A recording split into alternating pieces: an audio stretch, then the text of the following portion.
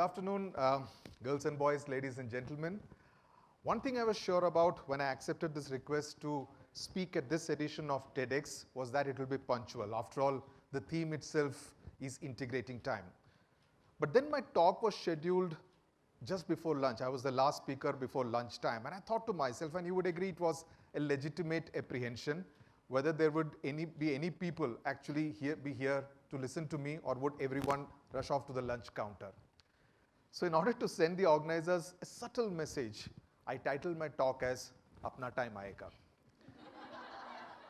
But I'm glad to see so many of you here, also maintaining social distancing, which is very important. I call it integrating time by maintaining do gaj ki duri, and that's what even Prime Minister Narendra Modi says. And it sounds a bit like the Kingfisher tagline, doesn't it? Divided by times, united by Kingfisher.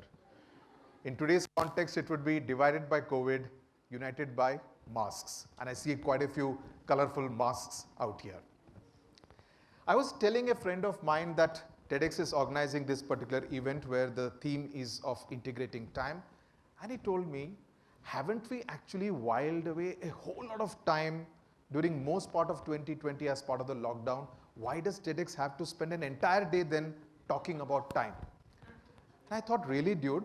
Because as far as I was concerned, between mopping the floor, washing the dishes, folding the clothes, disposing of the garbage, buying provisions, and working from home, I thought these were very testing times. In fact, I had to work overtime in order to catch up with content on Netflix, Amazon, and Hotstar. So I thought if there was one commodity, one element which was in short supply in most of 2020, it was time. Because if you see the 366 days of the calendar of 2020, remember we are in a leap year. It's almost like buy a year 2020, get an extra bad day free. These have been testing times, and it has been a trial by fire for so many of us.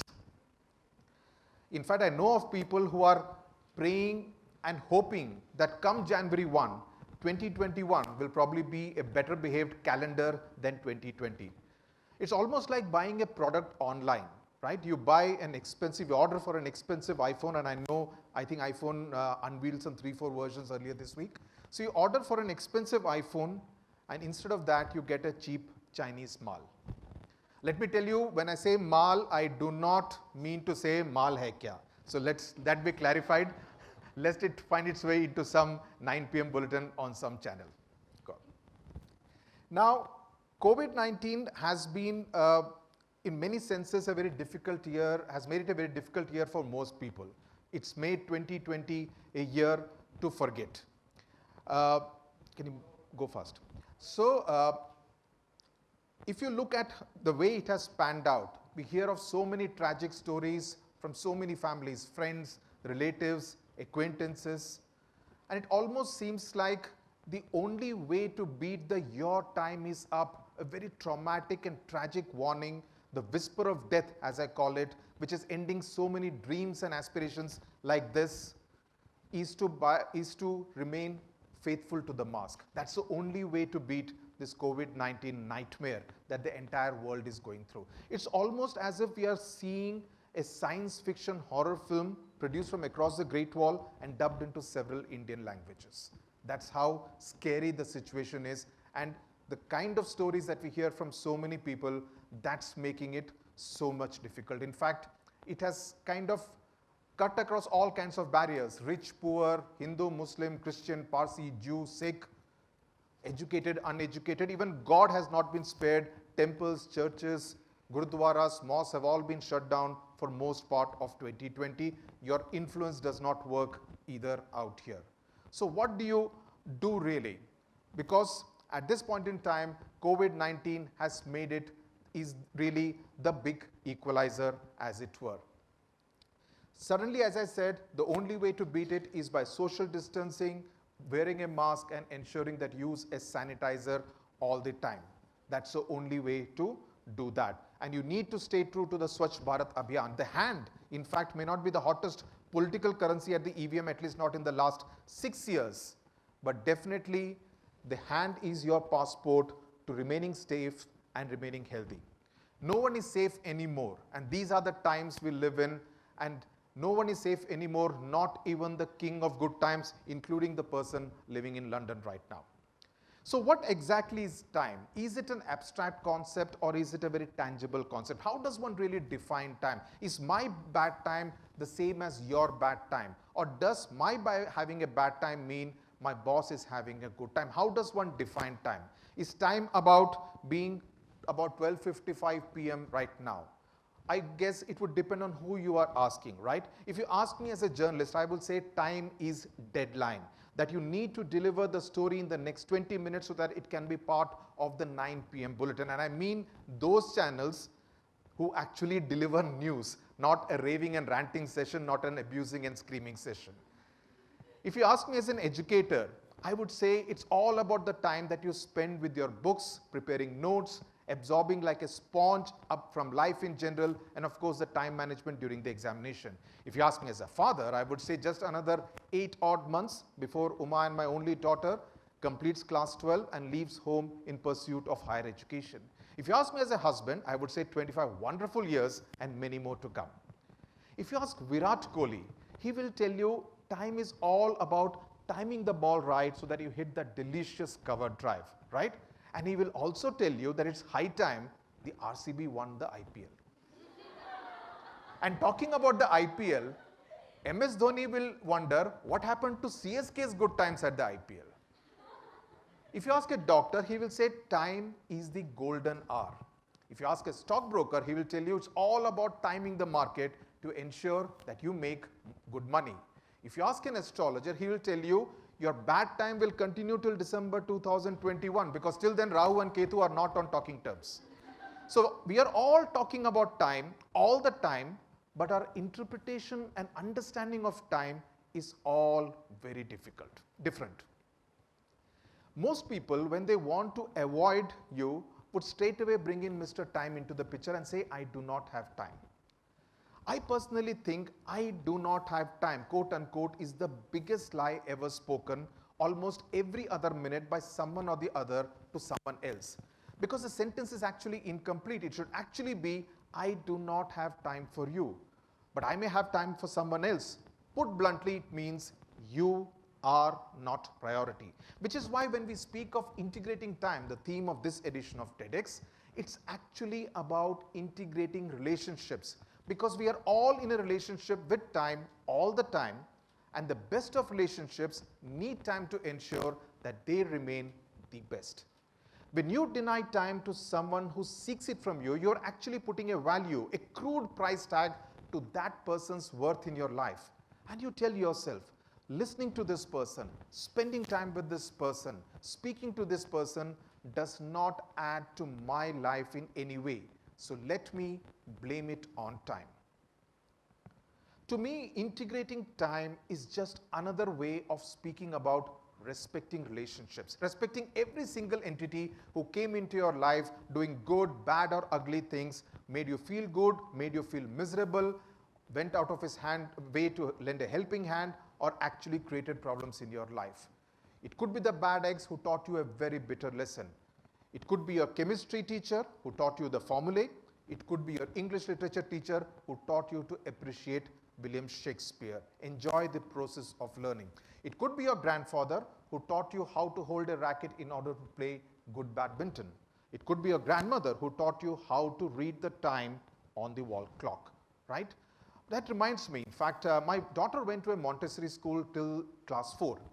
I fondly recall that on the day of the farewell of my daughter's batch, the principal, of course, had invited the parents, but she had also invited the grandparents.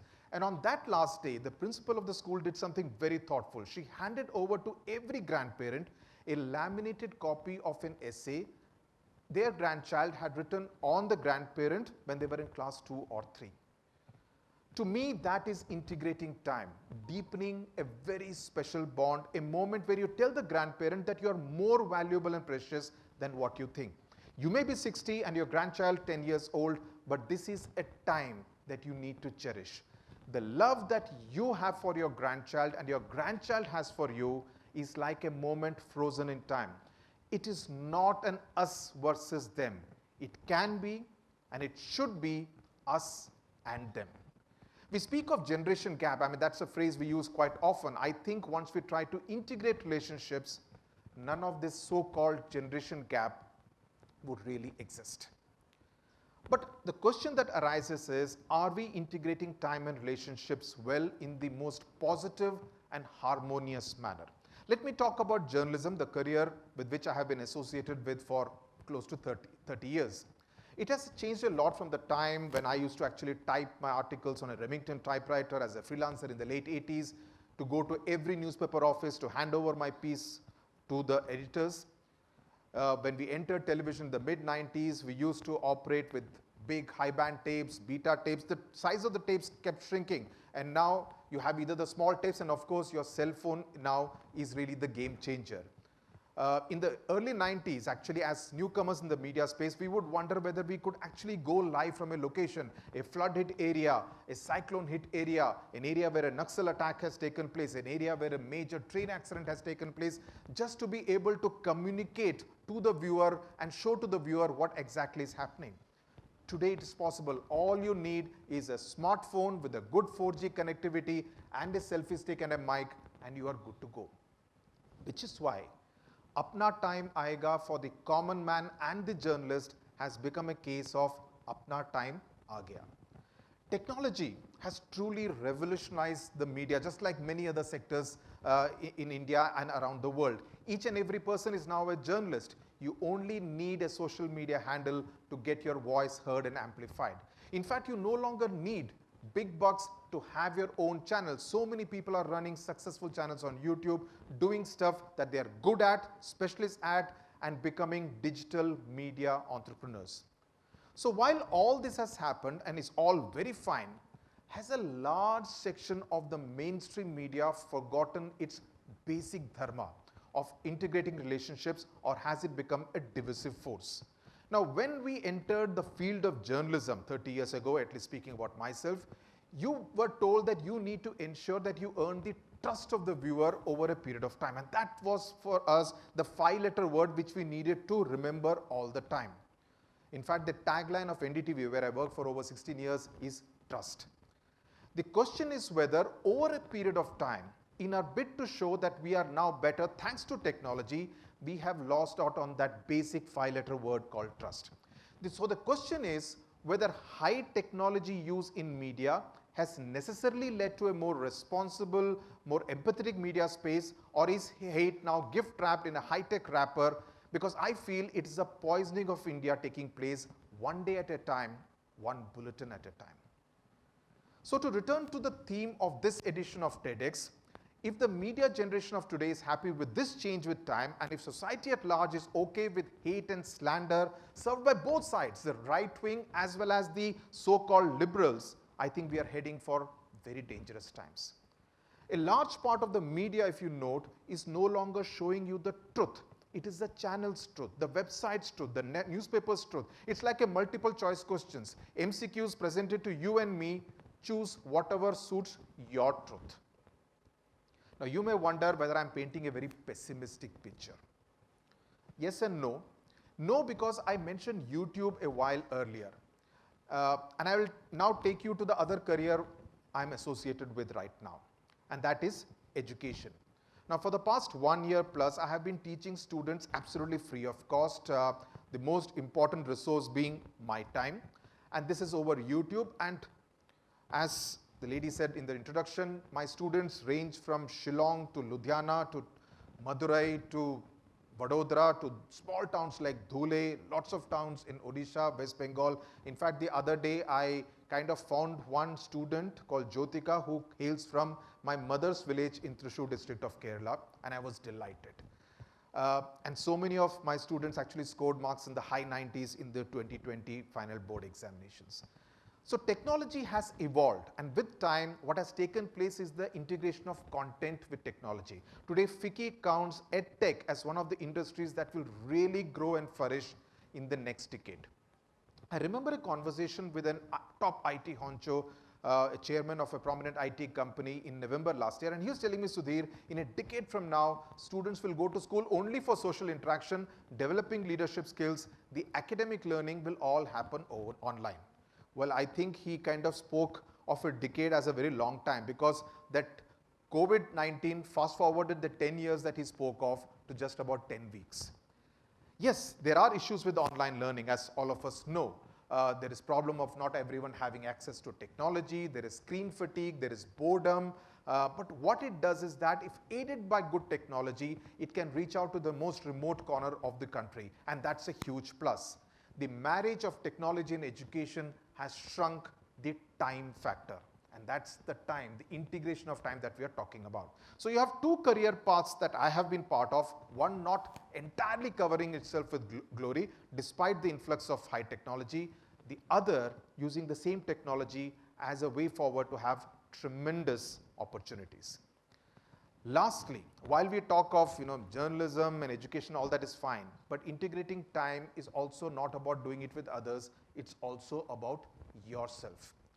The question that each one of us need to ask is, are we giving ourselves a decent amount of quality time? Are we happy with the company we keep on social media? Are we feeding ourselves with toxicity every minute?